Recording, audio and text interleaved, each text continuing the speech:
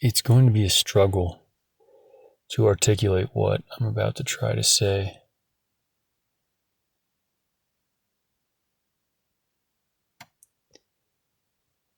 All roads lead to Rome.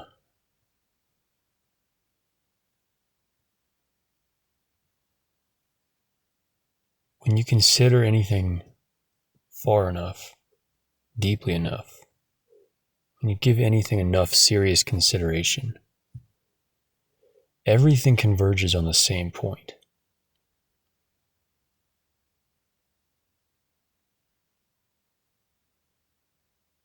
Everything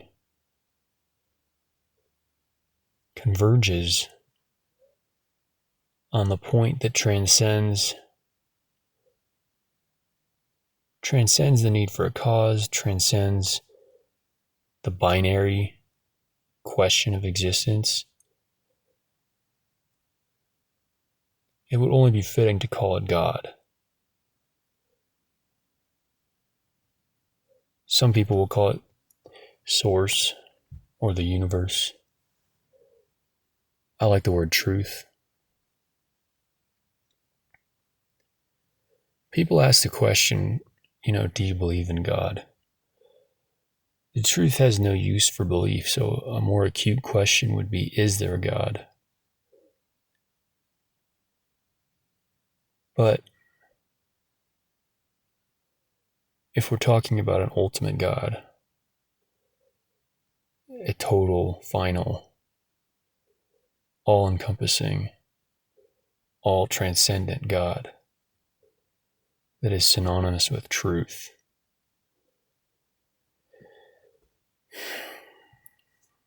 then I would suggest that that existence actually transcends the question of existence. It transcends the binary of yes, it exists, no, it doesn't.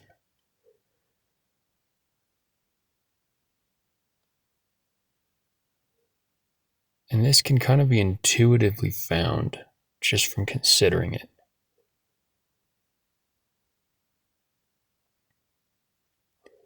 If you try to decide whether or not there's a God, and you come to the conclusion that there isn't, if you follow that line of consideration far enough,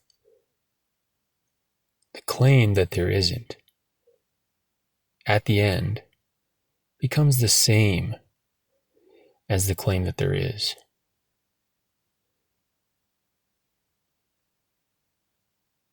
It defies the need for the question.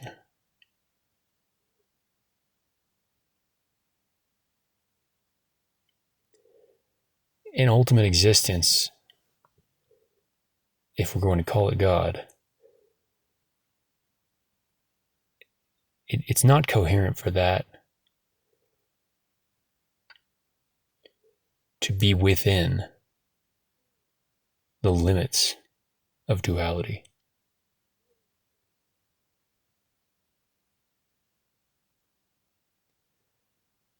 Trying to fit something like that within the boundaries of this exists, that doesn't, is a misunderstanding of the question at hand.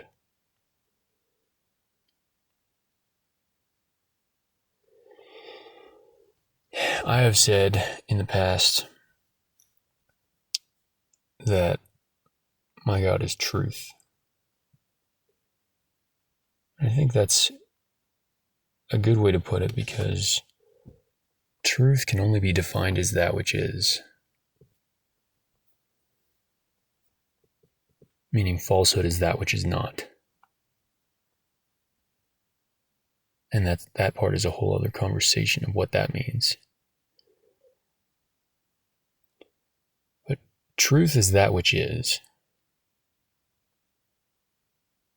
A is A, but not in the objective sense, not in a separate sense. But that anything is what I'm talking about. That anything is at all is enough.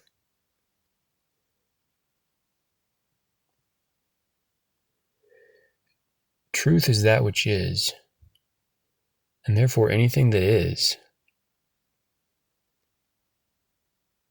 is a part of that ultimate truth.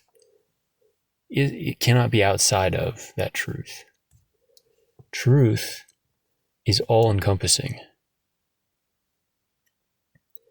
Truth is the nature of things. Or a description of truth would be the nature of things. But truth seems to me like it has to be synonymous with existence itself, that which is.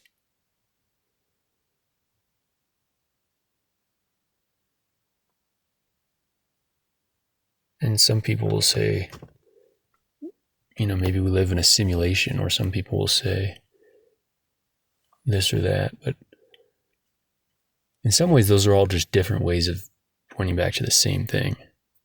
As I said earlier, all roads lead to Rome.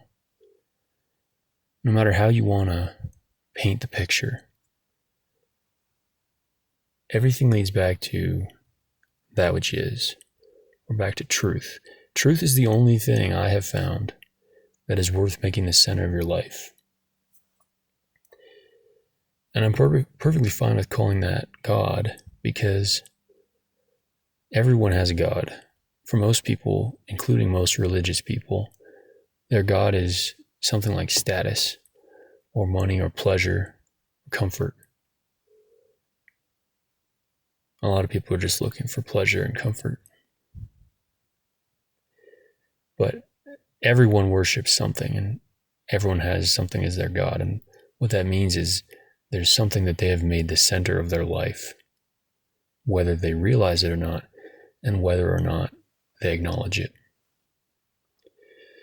The only thing that is worth devoting your life to, or the only thing that is worth making the center of your life, is truth.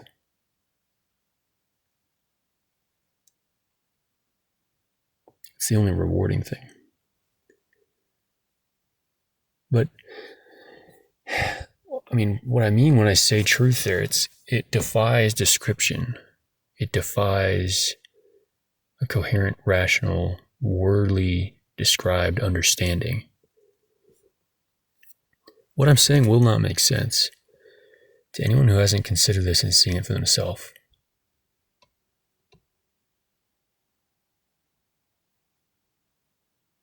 But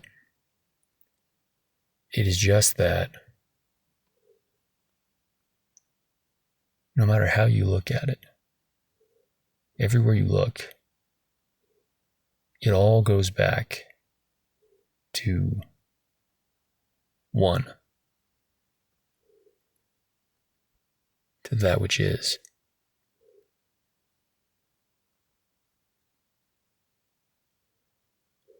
And I would say this is reflected, by the way, in mathematics. Because, contrary to what some people may think, an equation is not two different things that are equal in value. An equation in math is two different ways of representing the same thing.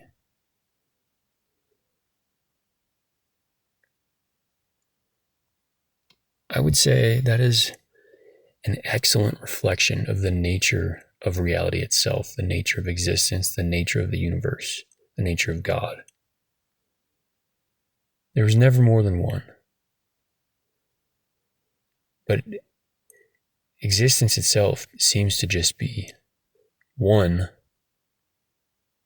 experiencing many.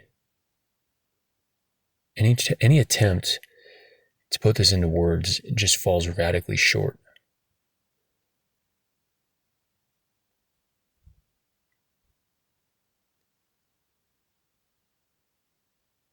But it really is like,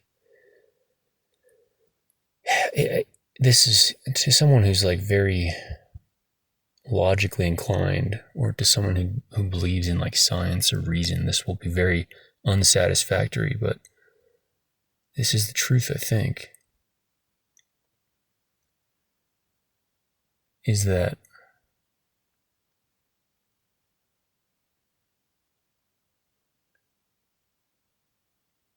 it all goes back to the same thing. And there's not separation, ultimately.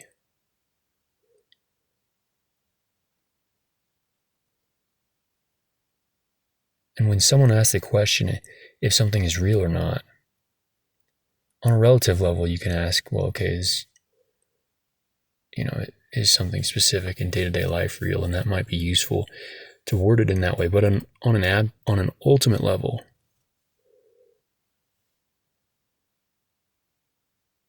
the ultimate, by definition, is that which transcends the binary of being real or not.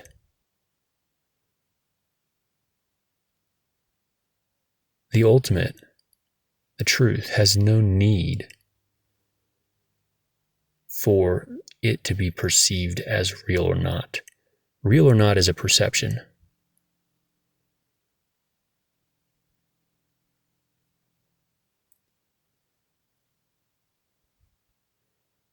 So in a sense, to acknowledge existence at all is to acknowledge God.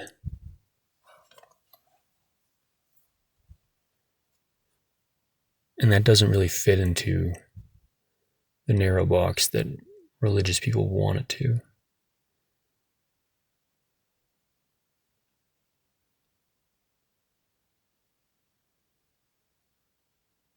But it is so simple, actually, when you consider it. And a lot of people will sort of touch on it and they'll turn it into a question and ask, well, how do we know? But I would say you have to go the other way. It's not that you have to have a way of knowing. You just have to lean into the obviousness. But you don't even have to do that. You don't have to do anything. It's just, the obviousness is the other way. It's the simple side. None of what I'm saying will make any sense whatsoever to anyone who hasn't already seen some of what I'm saying. That's fine. All roads lead to Rome.